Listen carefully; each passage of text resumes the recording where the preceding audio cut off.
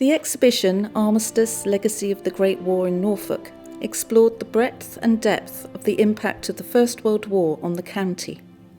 This multidisciplinary exhibition drew on material from all the Norfolk Museums Service collections, the Norfolk Record Office and Library Service, as well as loans from individuals, the Imperial War Museum, Norfolk and Suffolk Aviation Museum, and both cathedrals in Norwich. It was a community exhibition with 30 volunteers contributing their skills and time. Norfolk is a maritime and agricultural county with industry in its main urban areas. Its long coastline, close to the continent, left it vulnerable to attack, but also made it a good place from which to defend the country. The first gallery was divided between air, sea, industry and agriculture to reflect these elements. The colour scheme was from a John Nash Norfolk landscape, and the dramatic diagonal paintwork was inspired by dazzle ships. Norfolk suffered the first Zeppelin air raid on Britain and the first civilian casualties from the air. Blackouts became part of everyday life. As the war progressed, Norfolk became dotted with airfields and landing strips, from the major site at Narborough and the airships at Pulham to small airstrips across fields. We were able to display models illustrating some of the different aeroplanes flown from and manufactured in Norfolk. Norfolk's industry was transformed by the war. Substantial government contracts prompted companies to diversify and expand their workforce. A great variety of items, from uniforms to trench pumps, wire netting to aeroplanes, boots to bombs, were manufactured locally. The centre display of clothes enabled us to display an array of outfits for women that contrasted clothes worn before the war and the less structured, more practical styles of the late teens and 20s. Norwich firms, Harmers and Chamberlains were well known for women's uniforms and workwear. 8 Norfolk firms made munitions. Lawrence and Scott made shells for the giant 60-pounder guns, and the Burrells Engineering of Thetford made high-explosive shell cases.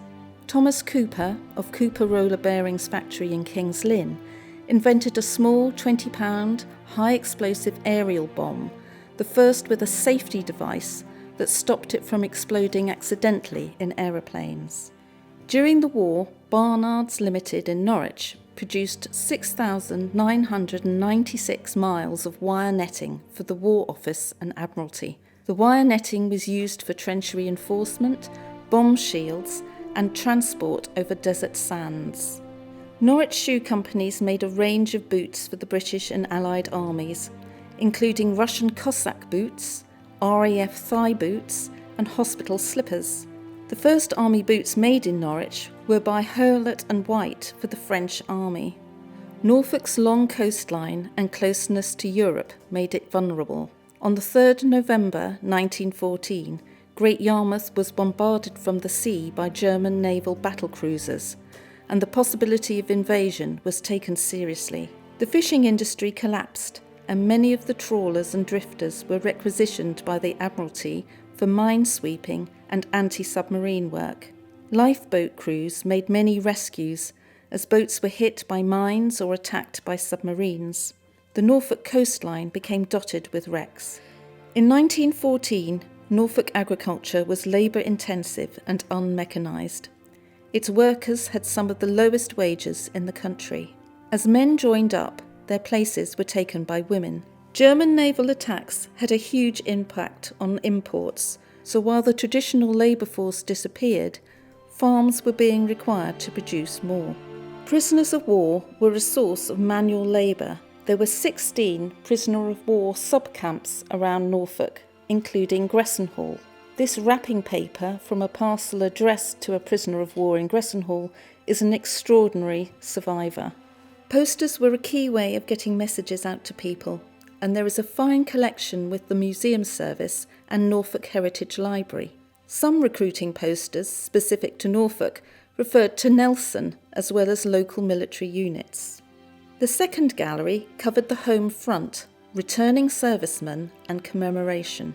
everybody was involved in the war effort. Children not only had to deal with the loss of fathers and older brothers, they were important fundraisers and practical volunteers. Many of the facets of the home front during the Second World War, such as rationing and blackouts, also affected life during the First World War. There were 3 military hospitals and 57 auxiliary hospitals run by the Red Cross and St John's Ambulance in Norfolk during the war. This banner from Norwich Cathedral was made to commemorate the essential work that they did. Auxiliary hospitals were generally used for convalescence. This walking aid would assist men whose limbs had become weak through long months bedbound, and some patients with neurasthenia or shell shock. Edith Cavill is a well-known Norfolk personality. She had worked successfully to professionalise nursing in Belgium before the war, but was shot by the Germans in 1915 for spying. A range of material relating to Edith, including her posthumously awarded medals, correspondence, and a tea gown which she wore in the 1890s, are also on display. Many more men returned injured, ill or disabled than died. Norfolk accommodated and looked after them in different ways. There was a real desire to make life better for a population that had given up so much and suffered through the war. The trials and horrors of the war led to a call for a better, fairer society, a land fit for heroes. But many found themselves in a post-war world which offered no jobs or decent housing.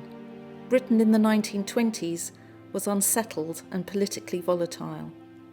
We used this banner of the Norwich branch of the National Union of General and Municipal Workers to illustrate post-war ideals. Homes fit for heroes was David Lord George's promise during the 1918 election campaign. By 1919, government subsidies provided the impetus for ambitious post-war council house building, and work started on the Milecross estate in Norwich.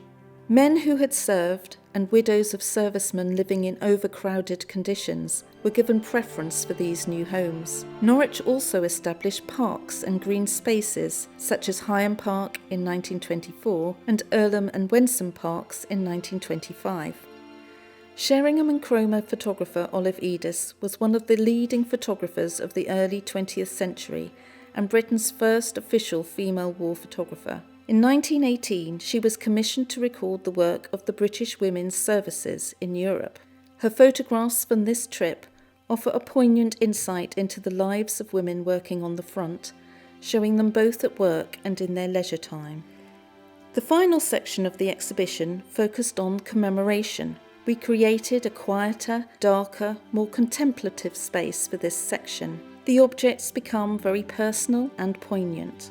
It was the sight of poppies in the churned-up earth of the Western Front and the poem In Flanders Field by John McCrae that led to the poppy being adopted as the official symbol of remembrance in 1921, the same year that the Royal British Legion was formed. This poppy was awarded to the British Legion in Holt for its fundraising. The exhibition included 3 contemporary responses to the commemoration of the Great War. A video game by Henry Driver, inspired by his uncle's letter describing his first advance on the front, engages the player emotionally as well as going through the physical assault. A graphic mural by Nick Stone depicts Armistice Day in the 1920s at the Norfolk Regiment Memorial Cottages in Norwich. It is made up of small images of most of the Great War memorials around the county. Memorials to those who died during the Great War are in nearly every church and village in Norfolk. With little help of ever visiting the graves of loved ones killed abroad, the desire to build memorials as a focus for commemoration was extremely strong. All kinds of organisations, such as schools, companies, sports teams and associations, created rolls of honour for those who had died during the war. Papavarias by artist Paddy Hartley are created in response to contemporary perceptions of remembrance and memorialisation of the Great War. Notions of sacrifice and slaughter are bound to the symbolism of the lamb across many cultures and beliefs. Using lamb's heart tissue, horsehair and vintage suture cotton, the poppies are presented as pathological specimens within custom-made blown glass vessels inspired by the shape of First World War artillery shells. Each poppy is unique, and over the weeks of the exhibition, each poppy changes appearance through decay, fragmentation, and eventual collapse, to finally exist only in the memory of those who saw them firsthand. Memories of events and experiences change and fade, often becoming a distillation or even a distortion of the original experience, particularly as memories pass through the generations. The only true recall exists with those who experience the event firsthand.